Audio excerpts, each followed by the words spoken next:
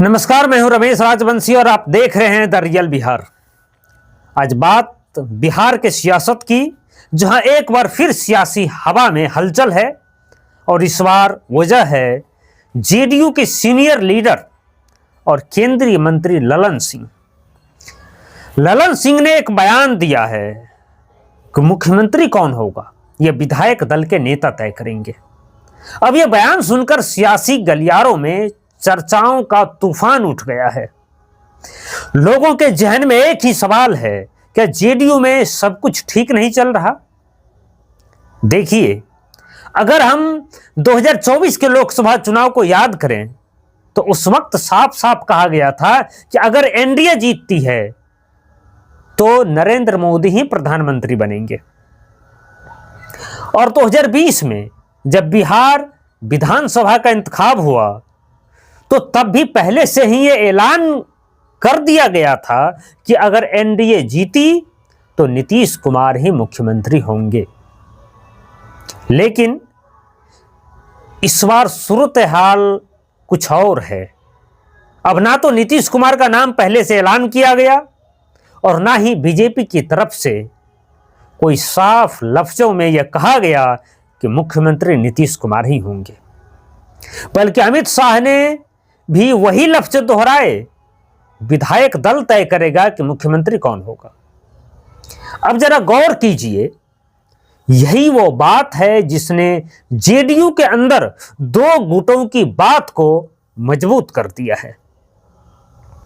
एक गुट वो जो बीजेपी के करीब बताया जा रहा है और दूसरा गुट वो जो अब भी पूरी तरह से नीतीश कुमार के साथ खड़ा है।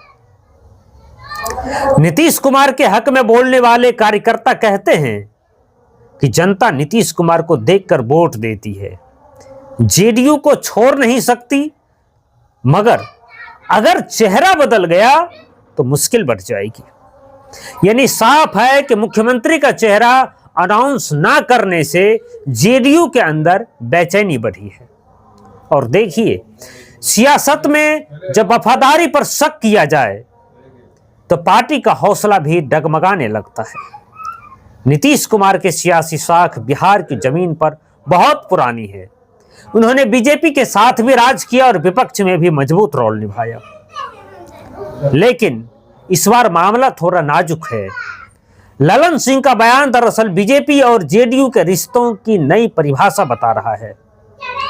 अब सवाल यह उठता है कि क्या बीजेपी नीतीश कुमार के बिना बिहार के सियासत का नया अध्याय लिखना चाहती है, या फिर यह सब सियासी चाल है ताकि जेडीयू अपने ही अंदर असमंजस में रहे। अंजाम जो भी हो, मगर इतना तो तय है कि बिहार की सियासत में वजीर कौन बनेगा, इस सवाल ने सबको बेचैन कर दिया है।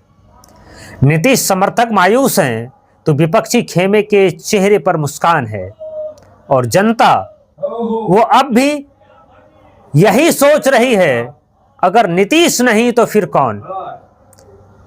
कहानी यहीं से शुरू होती है, क्योंकि बिहार की सियासत में हर सवाल का जवाब वक्त ही देता है। वक्त जो अब बहुत करीब आ चुका है। कैमरा बंद कीजिए, लेकिन सवाल खुला छोड़िए, क्या नीतीश कुमार फिर से बिहार का चेहरा रहेंगे? जवाब जो है कमेंट बॉक्स में आप दीजिए।